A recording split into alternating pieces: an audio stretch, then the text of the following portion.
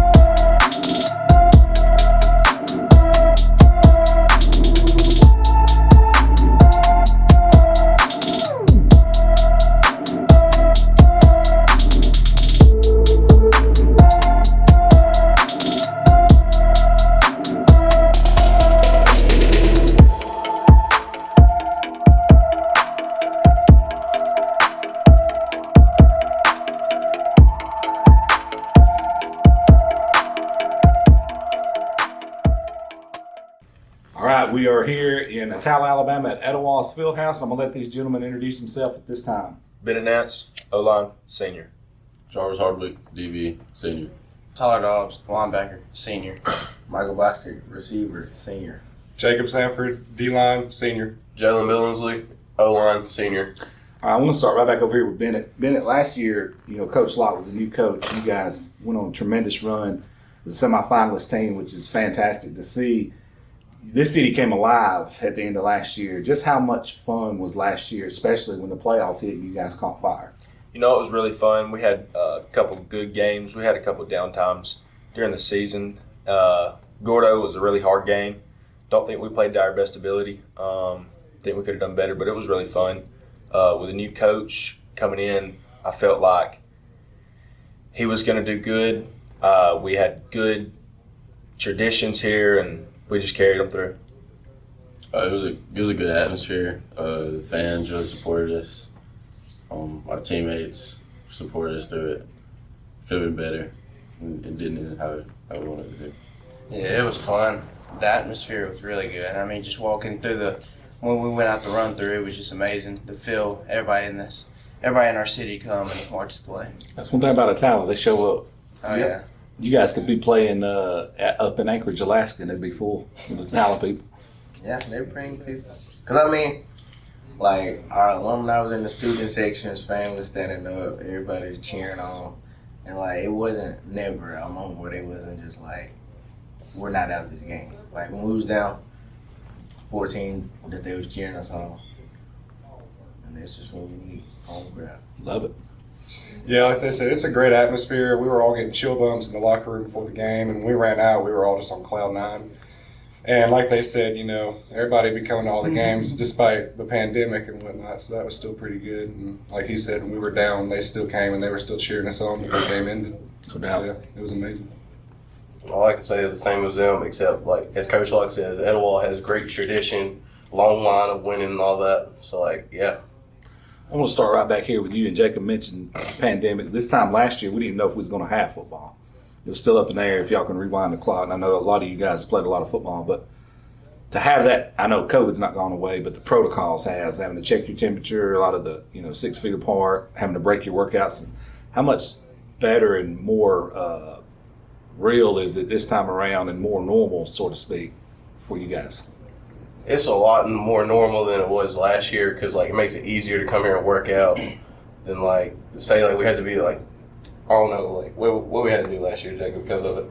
Like last year, we had to come in, get our temperature checked. We couldn't even come in here. We have to go straight to the gym. We sit on the top row. We had to be distant, and it was just annoying. And you had to have your bag with you because you had to bring your own water, and it was always getting hot and not staying cool.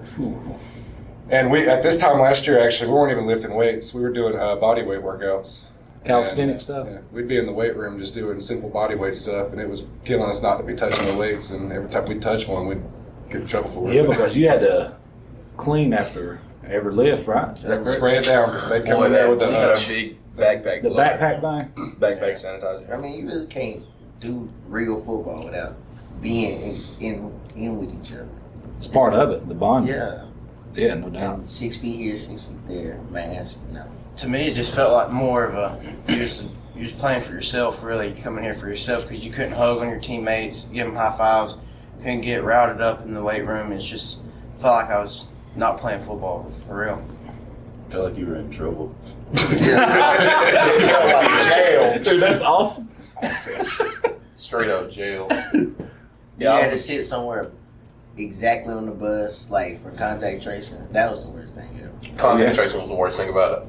Absolutely. I'm with Dobbs. Kind of lost some of the touch with your teammates. You lost the feelings you shared through the weight room, how you grew together during the summer. And I think it affected us overall in the end. But I still think we did pretty good. Oh, yeah.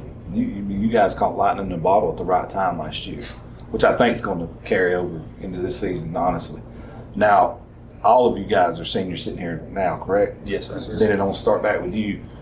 You guys have played a lot of football, and I could go back and check this. I could be wrong, but I don't think you guys have lost a region game since you played. Is that correct? That's correct. Okay. With that being said, I mean, you're a very experienced team now. Yeah, you guys lost some very good talent, but you also have a lot of very good talent right here in front of you. Talk about this year being your last, summer camp heading into fall. I don't know if you guys even looked at it like that yet. I try not to look at it as my last year. Just going through it is sometimes I hear it's my last year. I don't believe it. I'd like to stay another year, but, everything good comes to an end, and I want it to come to a great end. No doubt. I'm more excited than sad because I want it to be a good one and not look back and say, oh, I missed this, I missed that, and put it all in the past. Just go on to the next level.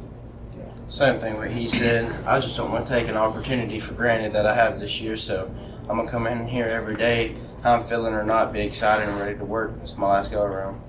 Yep. Last go around, so I mean, attack it with no regrets. I like it. Go out with a bang. Yeah, like they said, just living every day, make the most of every day, and just have fun with your team because this is the last time I'll get to play with these guys, and hopefully we can all ride off together with the ring. Oh, that'd be beautiful. I look at it the same way as Jarvis, except if we don't give it our all this year, then we're just gonna have regrets if we don't finish well or anything. We'll start right back with you. Knowing that, how are these summer workouts going so far that you guys gotten in here together? How have they been going so far? They're going pretty good. We're putting work in, but we still got a lot of mindset to get control of and all that, like mentally. Yeah, like you said, we're busting it, we're getting after it, but there's still a few. It's a building process, and we're not quite there yet, but we're getting there. We're there physically. We just gotta get there mentally. That makes sense for sure. We're weak mentally right now, like in tough times, but we'll be straight. Yeah, we're there physically, but mentally we're not there, but we'll be ready by August. Love it. We're definitely working hard, but not where we want to be. I think we're going to be there. We're getting really close. We got some changes to make. We're going to make them, and we're going to get right.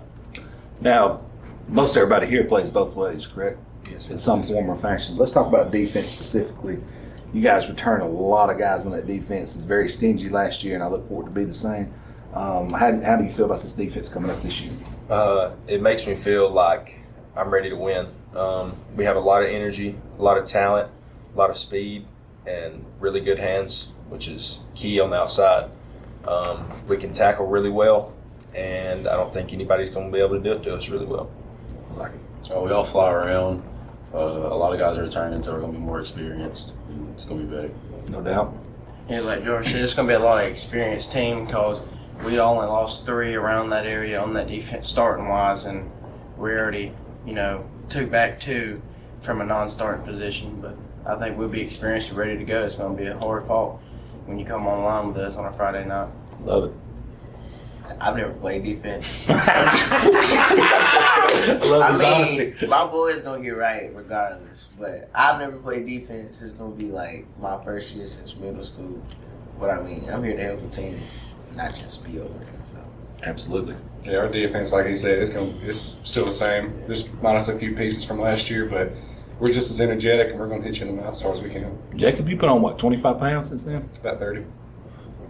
Like where your head's at, brother.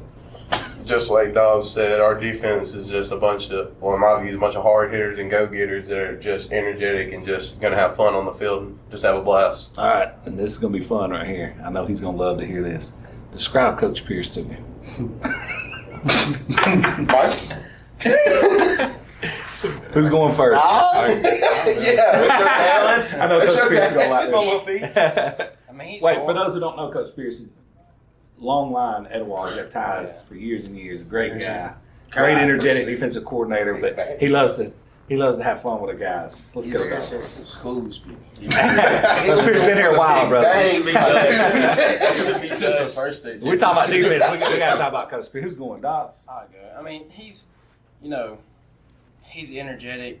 He'll snip at you. He'll make fun of you, but when he comes to business. I mean, he's a business guy. Come Friday night, That's you right. don't see none of that. That's It's all business. But yeah, on practice day and all that, he'll snip at you a lot, but he means well at all of it. He wants to see you work and get better each and every day, and that's what you got to do in his eyes. Nothing's good enough, so you got to just keep getting better and better. Hey, he goes to battle for you guys too. Oh, yeah. I see him on Friday nights and the refs.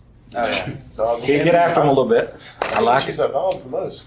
Yeah, but like he chews you out from like a family love. stuff. Yeah. Like he Oh, looks yeah, at for everybody sure. like his kids. Yeah. So like he ain't like no type to pick at you. Yeah, He just like He don't want the treat best us no for you. different than AP, so. that's right. Yeah. That's good though. That's what you want from a coach.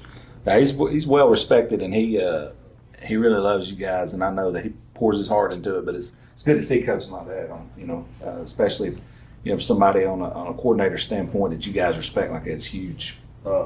Next question, we're gonna start right back over here. Give me a number one goal in your mind for yourself to help your team this year. Just improve with like my mental state for like games and also like my physical state, like my conditioning and all that, so I can go longer and more reps in games. My ultimate goal really is just to play every play like it's my last and just be out there for my boys all game and really just get after it the whole time, because if you're doing your 111 and you're part of the field, then you're good. I got a lot. I mean, when they throw the ball to me, I always catch it, never let my boys down. And then, let's see, like I don't want to be that teammate that's just like they have to worry about is Bossy gonna do this? Is Bossy like I want them to know that I'm always there for them, and like when they step, I step. And we always together. Do my 111 and just push myself to the point with even if my body's telling me no, my mind keeps saying yes, so I don't ever give up on any play that I'm playing in. I always go 100% and never stop. Just to be better than I was last year. To be a better athlete, to have the right mindset going into every game. Last year, I know I was kind of greedy, trying to be for myself. This year, I'm going to play for my team, put it all on the line for them. All right. Before we shut this down, I want to talk about the offense specifically. You guys have more people to replace on that side of the ball. So let's go right back around offensively. What should we see from the Blue Devils this year? We lost Trent, Nana. You can say all these athletes that we lost, but really in the bigger picture, Etowah, we're always going to have athletes and somebody to step up. We've had a couple guys step up. We're willing and ready to play. I think we're going to do great. I'm ready to see it happen. I feel like we're going to be ready because getting behind Trent, not all they know them, practicing with them made us better in a way. So I feel like we're going to be good and ready. I don't necessarily ever play offense, but when I watch them practice, I like it. we might not have the explosion team as most people would see in their eyes, but when we're sitting there running a whole drive that lasts 10 minutes and your defense is going to be tired next go around because it's going to be 3 and out for your offense, so it don't really matter. Plus, you guys that ain't playing both ways is getting to breathe and rest. Yeah, because we got weapons regardless, and we gonna use them. Which with Nana now, we really didn't have to go deep into the depth chart because it was stars of the show. Well, Nana and Trent and them, sometimes the defense you guys would get a stop. They go score in 2 plays, and then you guys are right back on the field. Yeah, so it's just like now we get to really see what we made of, I guess. We did lose not all Trent and Ollie, but we got a more experienced quarterback this year also. Oh, yeah. He comes to the field having 14, 15 belts under him. He's played deep into the playoffs, so I feel like he's going to do a lot better this year. Plus, I think your offensive line's going to be pretty Everybody solid. comes back. That's we're right. winning. That's This year huge. we're going to have a lot more grit than we did last year. That's huge. So I'm saying, we have the whole line coming back. That's going to be a plus because we're all going to have the schemes down. We're going to be where we need to be. Maybe in like half line, half running back, I guess you could say. They're putting you in the backfield. Well, I'm H-back? fullback, H-back, yeah. But yeah, That'll be a it's load, just- buddy. It's like with us losing all that speed, it kind of does bring some more togetherness because we can't run to the sideline and outrun everybody. Now we actually got to be where we got to be, and we got to be like getting those 5, 6, 7 yards again or carry, and get those first downs. And like he said, go on those long drives and just run it down a team's throat. Man, I appreciate you guys sitting in with us because we look for big things at Etowah. Being semifinalists, but let's just don't talk about last year. The last few years has been really good. You guys hadn't lost a region game. That's huge. Changed regions and classifications, still didn't lose. I think that speaks volumes for you guys. But before we shut this down, one last thing. We're gonna start right over here. In your mind, what does Etowah have to do to be successful this year? It could be blank, blank, and blank. What do you think that needs to be? In my opinion, it's just being mentally strong and not lose a mental challenge because we're there physically no matter what. Yeah, like he said, we're right every time. That's just how we are. And once we get that mindset with it that we're building to right now, we'll be there. As a team, stay disciplined, have heart. Just don't let ourselves beat ourselves. The only team that can beat Etowah is Etowah. I love it.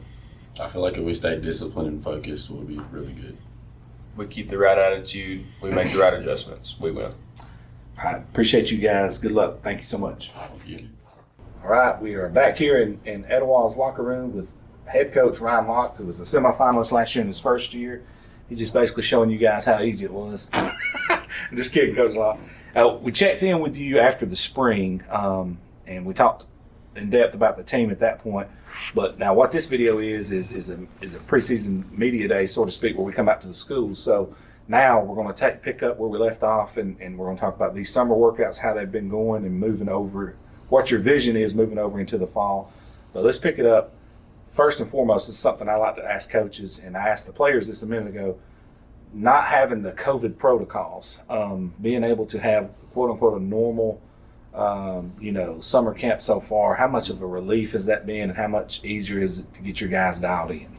Well, it makes it easier from a management standpoint. A year ago we spent a lot of time trying to make sure you only had so many people in a certain place, and then the other group had to be at a certain place, and another group had to be at a certain place. So really you had the team split between 2 to 3 areas. We'd have a group running, we'd have a group in the gym, we'd have a group in the weight room.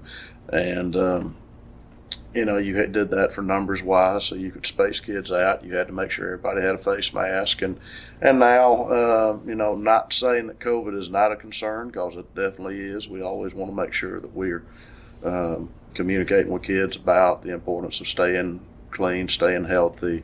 If they want to wear a mask, we don't take that right away from them.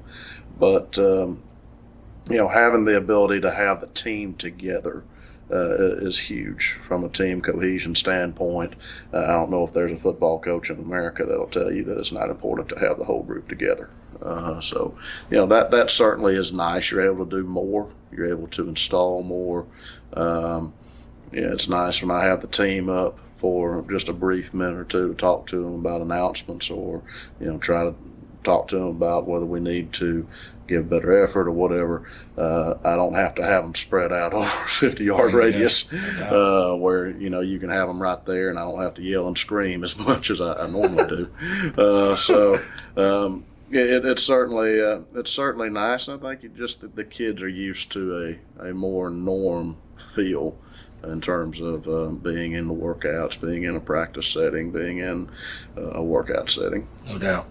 My next question is, since spring has rolled through and you've learned a lot about your team, for those of you who haven't seen the video, it's definitely up on our YouTube page. I'd like for you guys to check it out.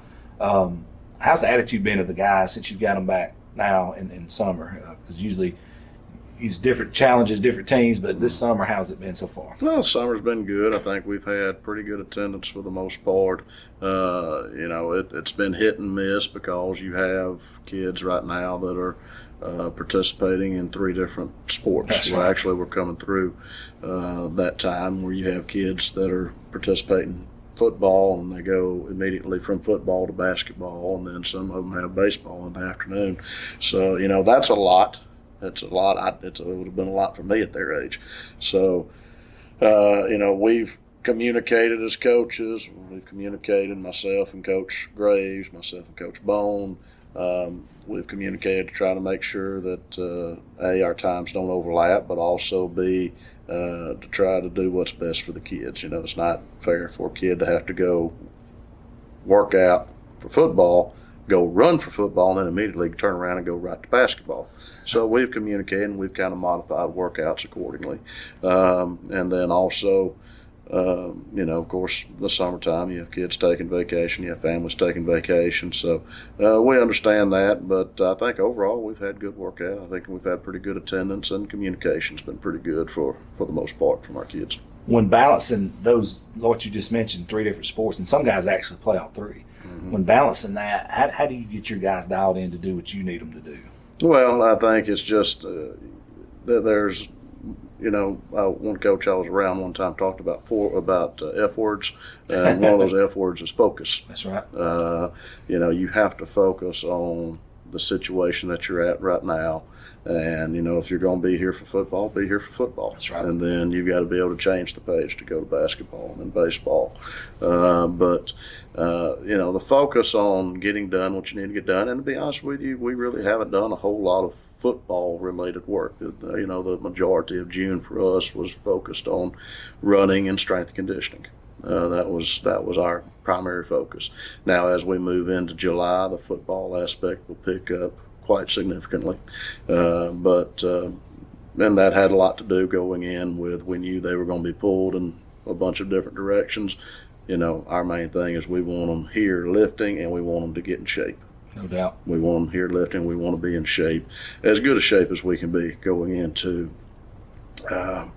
July. And then, of course, July we want to continue the lifting and the running part, but we also want to start implementing a lot more football as we go into it.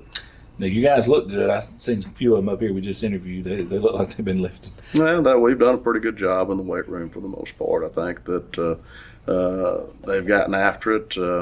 We ask, our workout time is probably about an hour, a little over an hour, and we ask them to get as much done in that hour as we can, and trying to get them in the mind frame of holding each other accountable, as opposed to just us as coaches holding them accountable. That's been big as well. No doubt. Now, you mentioned the word focus a minute ago. From a coaching standpoint and your staff, what are some of the main, not concerns, but things you are focusing on this year that, you got to get done and find some pieces out moving into the fall? Well, spring helped us a little bit in that regard of trying to find some missing pieces that, we knew coming into this year were going to be evident. I mean, everybody knows we lost a running back to Duke. We lost 2 wide receivers, one to Utah State, one to Troy. We've lost all-state lineman to UT Martin. You know, we lost Ethan Foster, who could play, was a big key for us on defense, but also was able to come in and do some work on offense. And to be honest with you, would have been probably the best running back in our region, if not one of the best running backs in our region, had, you know, Trent not been in front of him. So, you know, we lost some key pieces there, so finding some pieces to come into play. Spring helped answer some of those questions, and to be honest with you, as we move into July and August, we'll find we've got a plan in mind. I think that was the main thing that spring allowed us to do. It allowed us to evaluate some other skill sets from players that we already have here, but to evaluate some other skill sets and to see how they may fit in you know, other pieces of the puzzle. And now this group of seniors here, and we talked about this with the players, they haven't lost a game since 2016 here, a region game, I don't believe, since Scottsboro and Bo Nix.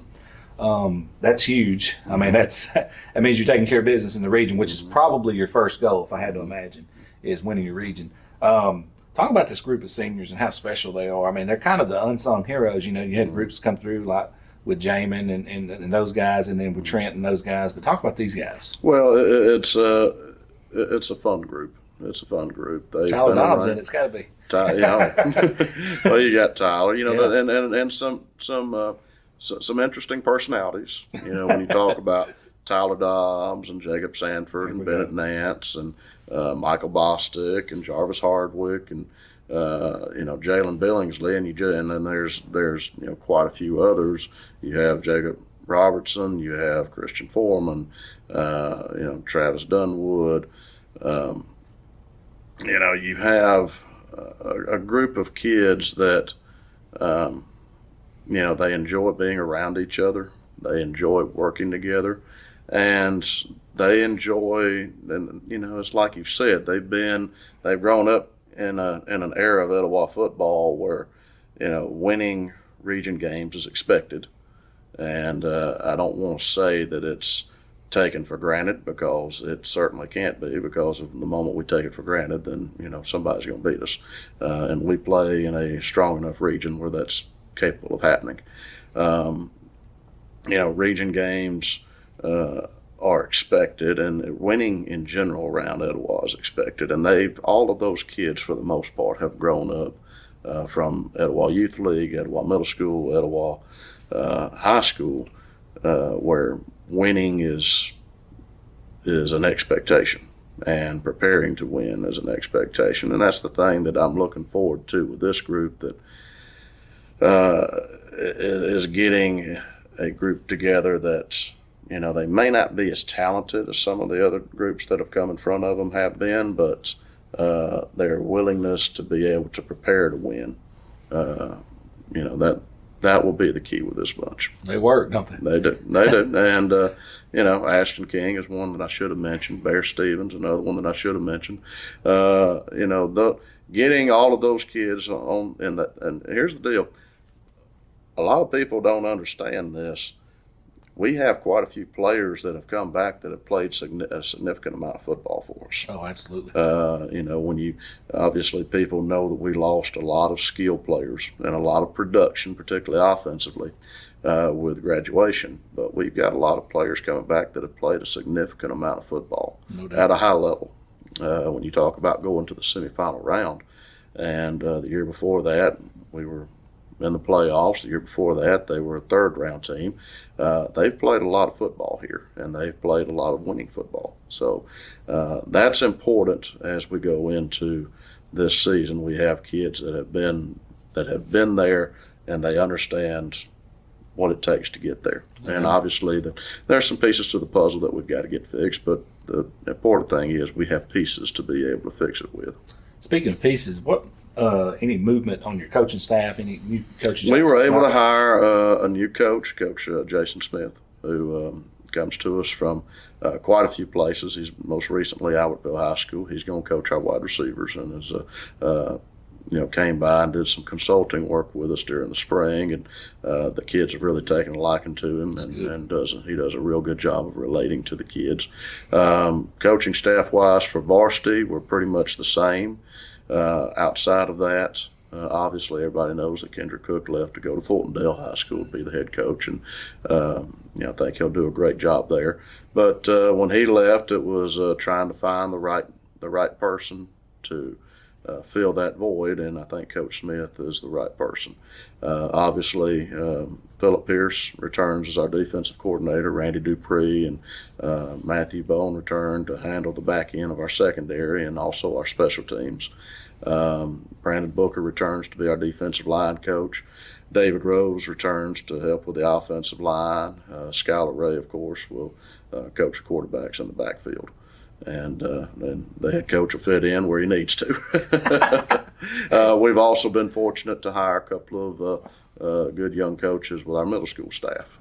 So, we have Tommy Worthy, who heads up our middle school staff. Steve West helps him coordinate our offense, and we've been able to hire a couple of young coaches, one who has some experience in high school coaching, and then another one right out of college. So Kaylor Slivka will help coach our middle school offensive line, and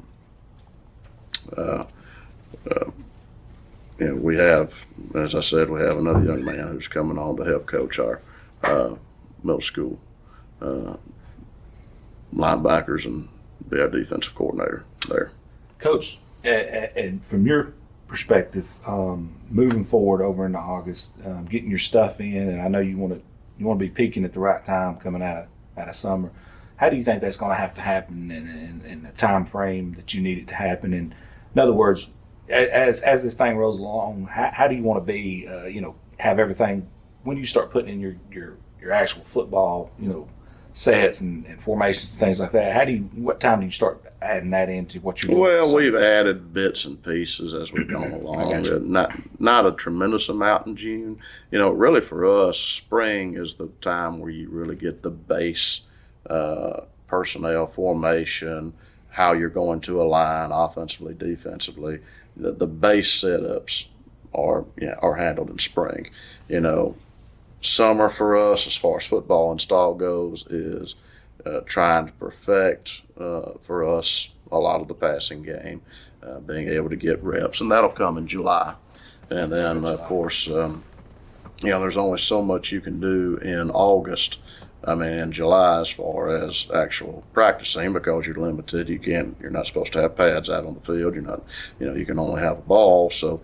And of course, we don't have full gear on, so you can't really have a true football practice because you don't have the ability to have contact. So that part comes in August, obviously. So right now, we're trying to get down some fundamental footwork, and then as July comes around, we'll focus a little bit more on assignments. Gotcha. Yep. All right. And then the next thing I like to ask coaches in this series that we're doing, and this could be multiple blanks. If blank, and blank happens, what do you have to happen to have what do you have to have from your guys to have a successful season this year, in your opinion? Well,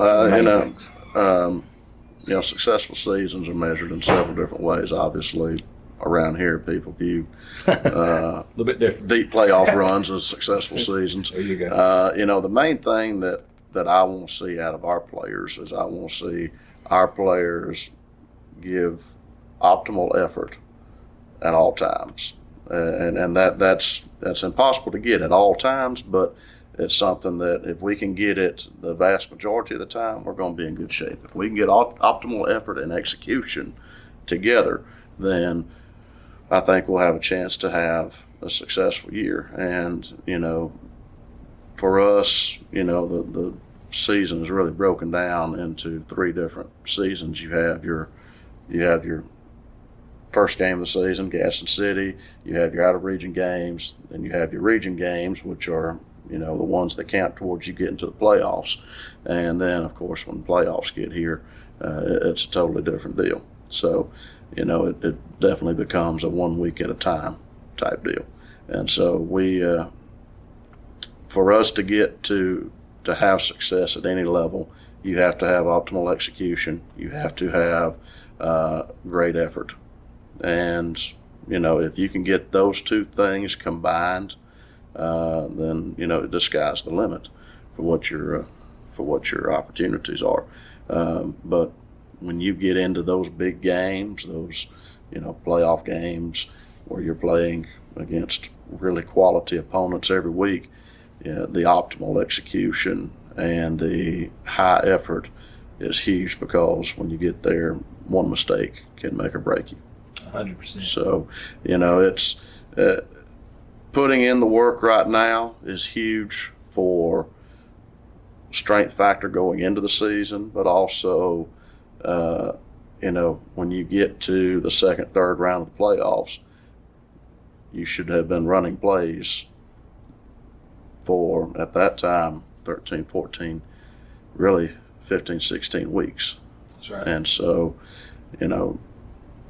by that time, the execution part of it should be pretty flawless. There you go. Or at least flawless from a standpoint of being able to execute against high-level competition. Second nature to you. Yes.